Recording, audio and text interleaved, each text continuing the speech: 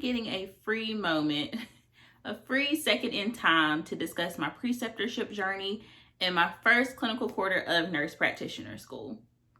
So, of course, COVID has been the bane of my existence. It has made this journey so hard, so unnecessarily. But because of COVID, number one, it limited my preceptorship sites that I was able to complete preceptorship at. So I was pretty much only able to precept within my healthcare system that I work for as a nurse. So here in Charlotte, we have a few healthcare systems around the surrounding areas. We have private practices. We have places like Planned Parenthood. I couldn't complete clinical at any of these places. So it's really limited in an already limited market to find a preceptor. Other than that, COVID, of course, pushed off my clinical start date. So I was originally supposed to start clinical in June. That got pushed off to September. So I have recently completed my last hours last week. So I have gotten 168 hours of clinical for the quarter. Another setback is sometimes you encounter people and their only goal in life is to see you fail. Unfortunately, I encountered a person like this, and unfortunately, that person is in a high leadership position of our healthcare system. So she has done everything in her power to see me fail. Not once, not twice, but 3 times has she tried to interrupt my clinical experience. So, number one, this is what caused me to leave my OBGYN clinic position that I was working, which I loved and loved everyone there.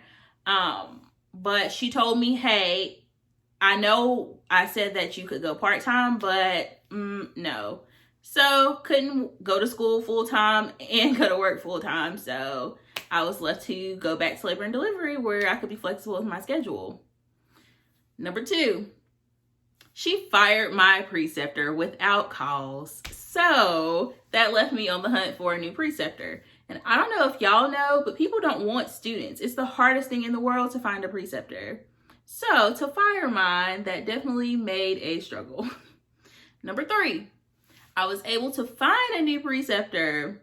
And then after 4 weeks with her, I received an email that said I was no longer going to be able to complete clinical there because she said so. So I've had a rough journey in that department as well. But I am a God-fearing, praying woman, and I will not fail. So I was luckily able to get another preceptor. She's amazing. She does so much. I mean, she's a women's health nurse practitioner, but her scope goes well beyond that of the women's health nurse practitioners that I've encountered. So she's amazing. She lets me be hands-on. I mean, I looked forward to the preceptorship clinical portion of school because that's the meat and bones. That's where you really learn stuff. No matter how much book knowledge you have, if you don't have that hands-on experience, you won't go anywhere. So in this time, I've been able to, of course, see OB pregnant moms, postpartum moms, women for their annual exams and their pap smears. I've been able to insert IUDs. I've done endometrial biopsies. I've removed cervical polyps.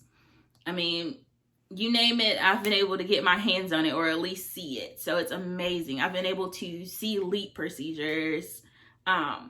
My preceptor also first assists in surgery. So I've been able to get hands-on in the C-section. I mean, it's amazing. My advice to everyone out there that is in nurse practitioner school or thinking of applying to nurse practitioner school, my advice to you is to go ahead and line up 5 or 6 people willing to precept you. The hardest part of this was having to find preceptors.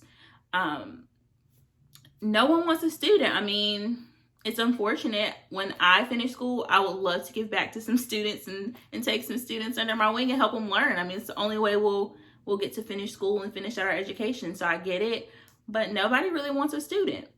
So I literally went from door to door, office to office. I brought candy, goodies, donuts, everything to these offices with a packet in hand, begging them to precept me. And I got turned down every step of the way. It all really boils down to who you know. And that's what I have learned. So no matter how many doors of strangers I have knocked on, nobody has opened the door for me per se. So it all came down to me reaching out to people on Facebook, me reaching out to people I know, and that has gotten me where I am. So I have 500 total hours that I'll have to complete by the end of next year. God willing, I'll be walking across someone's stage in June, virtually or in person, but I will be receiving my degree in June, fingers crossed. So my next clinical quarter will be low risk gynecology, more annual exams, pap smears, simple visits. I'll be with my same preceptor that I just finished this clinical quarter with, who is amazing. After that, I have another quarter, which will be high risk GYN, sexual dysfunction, abnormal uterine bleeding, that type of situation. So I have my fingers crossed I'll find another preceptor by then. But the way my program is set up, if you don't complete your hours that quarter, then you fail the entire class. And because of that, that puts you an entire year behind because the classes are only offered once per year. So not finishing my clinical hours was really not an option. So I thank God every day that he has blessed me with wonderful people in my life who have connected me with my preceptor and the people I know.